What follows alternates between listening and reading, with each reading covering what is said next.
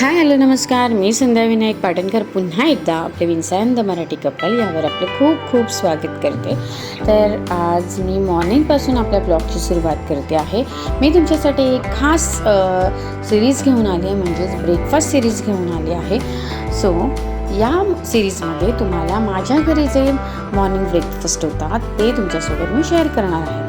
तर आज आपण सुरुवात करतो आहे एकदम सोप्या रेसिपीपासून, म्हणजेच कांदे पोहेपासून आपण आपली सुरुवात करतो आहे सिरीजची। तर इथे मी पॅन घेतला आहे, त्यामध्ये मी तेल घालून घेतलेलं आहे। मस्त तेल गरम होऊ दिलं आहे, त्याच्यामध्ये मी राई घातलेली आहे आणि त्यानंतर मी कढीपत्ता घातलेला आहे। आता मी इथे बटाटा घालणार आहे कांद्या पोह्यांमध्ये।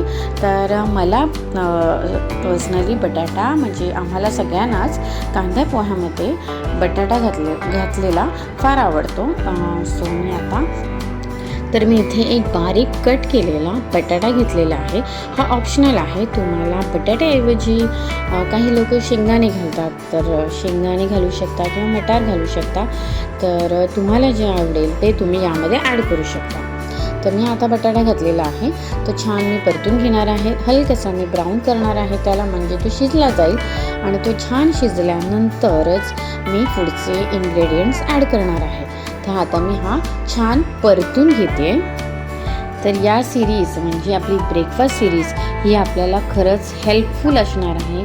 म्हणजे ज्यांना काही सुचत नाही आहे की मॉर्निंग ब्रेकफास्टला काय करायचं, तर या आपल्या सिरीजने त्यांना नक्कीच फायदा होईल। सो ही ब्रेकफास्ट सिरीज आपली पाहायला विसरू नका आणि मी अशाच प्रकारे तुमच्यासाठी छान छान नवीन ब्रेकफास्ट व्हिडिओज शेअर करणार आहे। तर इथे आपला बटाटा शिजतो आहे।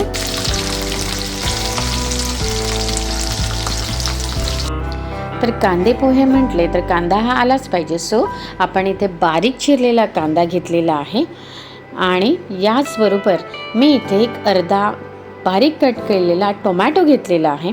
तर हा सुद्धा तुमच्यासाठी ऑप्शनल असणार आहे। तर आता आपण हे छान परतून घेणार आहोत। तर कांदा आणि टोमॅटो आपल्याला 80% शिजवायचा आहे, मेन म्हणजे कांदा। कारण कांद्याचा जो क्रंच आहे तो आपल्याला कांद्या पोह्यांचा जो आपण बाईट घेतो, कांदे पोहे झाल्यानंतर जो बाईट घेतो, तो जो क्रंच आहे तो टेस्टला अप्रतिम असतो, भारी लागतो। म्हणून मी कांदा इथे 80% परतून म्हणजे 80% कुक करणार आहे, तो परतून घेणार आहे। आता या स्टेजला मी घातली आहे अर्धा चमचा हळद। तर हळदही आपल्याला छान या फोडणीमध्ये परतून घ्यायची आहे। ती कधीच पोहे घातल्यानंतर परतवायची नाही आहे, तर फोडणीमध्येच छान परतून घ्यायची आहे। छान परतून घेऊ।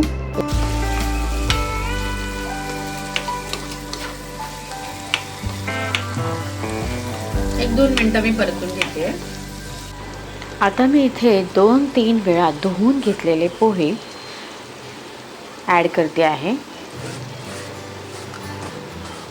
तर हे पोहे मी एका चाळणीमध्ये 2-3 वेळा स्वच्छ धुतले होते आणि ते नितळून घेतले आहेत।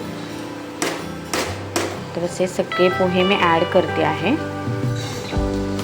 तर आता आपण पोहे छान परतून घेऊ आणि 2 ते 4 मिनिटं आपण गॅसवरती ठेवणार आहोत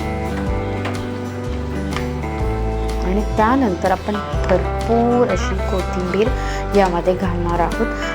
तर कोथिंबीर पोह्यांमध्ये असल्याशिवाय आम्हाला पोहे अजिबात आवडत नाहीत। सो मी इथे भरपूर कोथिंबीर घालणार आहे, छान बारीक चिरलेली कोथिंबीर यामध्ये घालणार आहे। आता इथे मी 1 चमचा साखर घालणार आहे। मी जास्ती साखर नाही घालणार, 1 चमचाही नाही म्हणता येणार, अर्धा चमचा साखर मी इथे घातलेली आहे। आणि चवीपुरते मीठ आपल्याला इथे घालायचे आहे। सो चवीपुरते मीठ मी इथे घालून घेते आहे आणि त्यानंतर आपण पोहे पुन्हा एकदा छान परतवणार आहोत। आता इथे मी लिंबाचा रस ॲड करते आहे।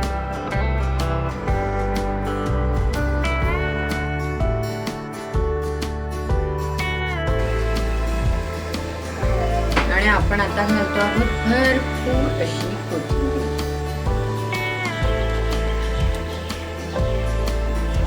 तर असा हा झटपट कांदा पोह्यांचा ब्रेकफास्ट रेडी आहे. छान आपण मस्त कोथिंबीरने गार्निशिंग करून घेतलेलं आहे. तर आपल्या ब्रेकफास्ट सिरीजमधली फर्स्ट जी आपण कांदे पोह्यांची रेसिपी दाखवली ती तुम्हाला जर आवडली असेल तर आपल्या चॅनलला शेअर, लाईक, सबस्क्राईब आणि कमेंट करायला विसरू नका. चला भेटूया आता नेक्स्ट ब्लॉगमध्ये. तोपर्यंत tata, bye bye, take care, thank you.